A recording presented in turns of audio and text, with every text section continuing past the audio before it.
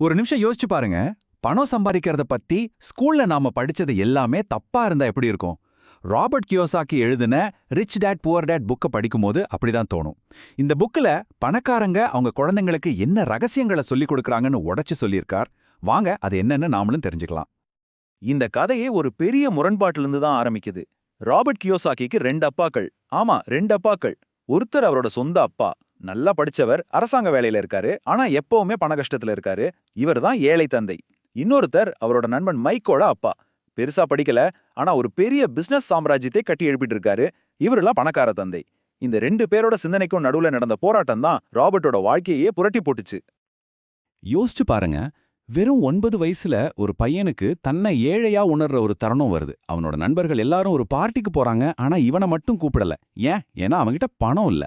அந்த வலி, அந்த அவமானம் அவனை ஒரு கேள்வி கேட்க வைக்குது.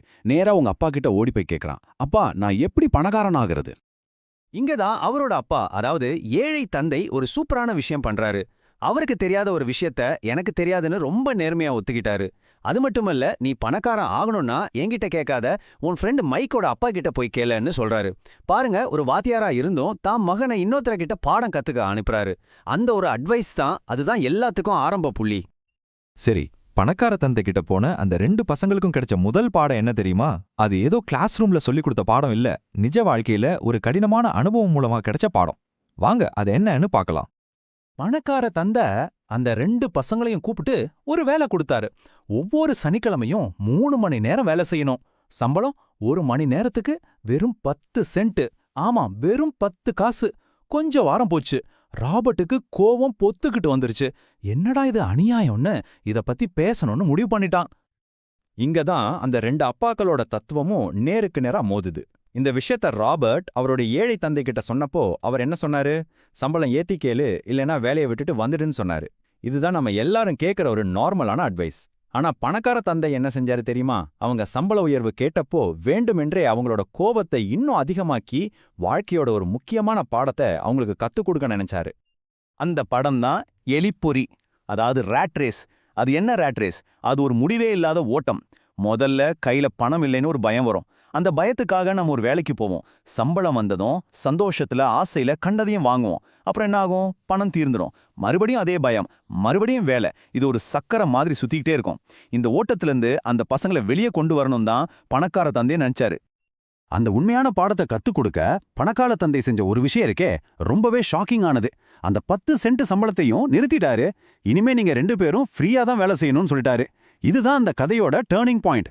சம்பளம்ங்கிற ஒண்ணு இல்லாததால அவங்க மூளை வேற மாதிரி யோசிக்க ஆரம்பிச்சது. வெறும் சம்பளத்தை மட்டும் பார்க்காம வாய்ப்புகளை தேட ஆரம்பிச்சாங்க. பணத்தை நமக்காக எப்படி வேலை செய்ய வைக்கிறதுன்னு சிந்திக்க ஆரம்பிச்சாங்க.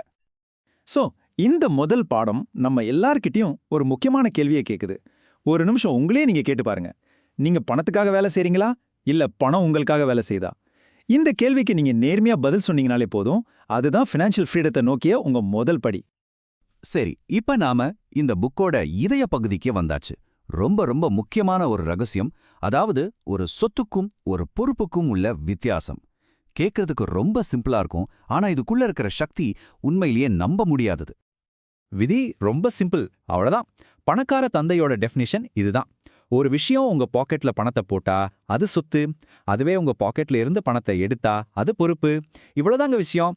இந்த ஒரு விதியை புரிஞ்சுக்கிட்டாலே ஃபினான்ஷியல் இன்டெலிஜென்ஸோட அடித்தளத்தை நீங்க புரிஞ்சுக்கிட்ட மாதிரி. இங்க தான் பணக்காரங்களுக்கும் மத்தவங்களுக்கும் பாதை பிரியுது. பாருங்க, சாதாரணமா மக்கள் என்ன பண்ணுவாங்க? அவங்க சம்பளத்தை எப்படி ஏத்துறதுன்னு யோசிப்பாங்க. ஆனா பணக்காரங்க அவங்க வருமானம் தரக்கூடிய சொத்துக்களை எப்படி வாங்குறதுன்னு யோசிப்பாங்க. இது சின்ன வித்தியாசம் மாதிரி தெரியலாம், ஆனா போக போக இதுதான் ஒரு பெரிய செல்வத்தையே உருவாக்குற ஒரு அடிப்படை மனநிலை மாற்றம். சம்பளம் நின்னு போனதும் அந்த பசங்களோட மூளை சூப்பரா வேலை செய்ய ஆரம்பிச்சது. அவங்களோட முதல் சொத்தை அவங்களே உருவாக்குனாங்க. எப்படின்னு கேக்குறீங்களா? கடையில தூக்கி போட்டா பழைய காமிக்ஸ் புக்ஸ் எல்லாத்தையும் சேகரிச்சு ஒரு காமிக்ஸ் லைப்ரரி ஆரம்பிச்சாங்க. இப்ப பாருங்க, அவங்க அந்த இடத்துல இல்லைனாலும் அந்த லைப்ரரி அவங்களுக்காக பணம் சம்பாரிச்சு கொடுத்துச்சு. இதுதாங்க ஒரு உண்மையான சொத்தோட பவர். ஓகே, வாங்க அடுத்த பாடத்துக்கு போகலாம். இது கொஞ்சம் குழப்பற மாதிரி இருக்கும், ஆனா ரொம்ப முக்கியம். ஒருத்தரோட வேலைக்கும் அவரோட உண்மையான பிசினஸுக்கும் என்ன வித்தியாசம்? நிறைய பேர் செய்யற ஒரு பெரிய தப்பு இதுதான். அவங்க வேலையையும் ப்ரொஃபஷனையும் அவங்க பிசினஸையும் ஒன்னொன்னு நினைச்சுக்கிறாங்க. நல்லா புரிஞ்சுக்கோங்க, ரெண்டும் வேற வேற. உங்க வேலை உங்க மாச செலவுகளை பார்த்துக்க உதவும். ஆனா உங்களோட பிசினஸ், அதாவது உங்க சொத்து பட்டியல், ஆசெட் காலம் தான் உங்களை உண்மையிலேயே பணக்காரனாக்கும். அதனால வேலையை உடனே விட சொல்லல, ஆனா வேலை இல்லாத நேரத்துல உங்க உண்மையான பிசினஸ, உங்க சொத்துக்களை உருவாக்குறதுல கவனம் செலுத்துங்க. அப்போ உண்மையான சொத்துக்கள்னா எதெல்லாம் சொல்லலாம்? இதோ பாருங்க, நீங்க நேரடியா அங்க இருக்க வேண்டிய அவசியமே இல்லாத பிசினஸ், ஸ்டாக்ஸ், பாண்ட்ஸ், வாடகை வர்ற மாதிரி ரியல் எஸ்டேட், இதெல்லாம் தான் செல்வத்தை கட்டி எழுப்புற உண்மையான செங்கற்கள். இப்ப நாம இந்த பாடங்களோட கடைசி கட்டத்துக்கு வரோம். இங்க நமக்கு ஒரு விஷயம் ரொம்ப தெளிவா புரியுது. அதாவது நீங்க எவ்வளவு சம்பாதிக்கிறீங்கன்றது முக்கியம் இல்ல, ஃபினான்சியல் சக்சஸ்ங்கிறது பணத்தை பத்தின அறிவை பொறுத்தது. இந்த புக்ல ஒரு ஷாக்கிங்கான கதை இருக்கு. 1923ல உலகத்திலேயே ரொம்ப சக்தி வாய்ந்த சில பணக்காரங்க சிகாகோல மீட் பண்றாங்க. அவங்க எல்லாரும் மில்லியனர்ஸ். ஆனா சரியா 25 வருஷம் கழிச்சு என்ன ஆச்சு தெரியுமா? அவங்கள பெரும்பாலானவங்க ஒன்னு கடனாளியா செத்து போனாங்க, இல்ல ஜெயில இருந்தாங்க, இல்லனா தற்கொலை பண்ணிக்கிட்டாங்க. இதுல இருந்து என்ன தெரியுது? கையில இருக்கிற பணம் முக்கியம் இல்ல, பணத்தை எப்படி கையாளணும் தெரிஞ்சிருக்கிற அறிவு தான் உண்மையான நிரந்தரமான செல்வம்.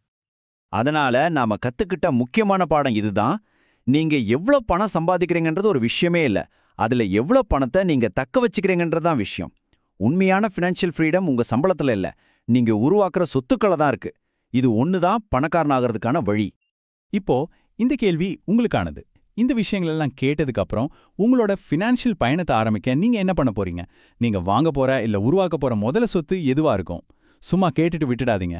யோசிங்க, செயல்படுங்க.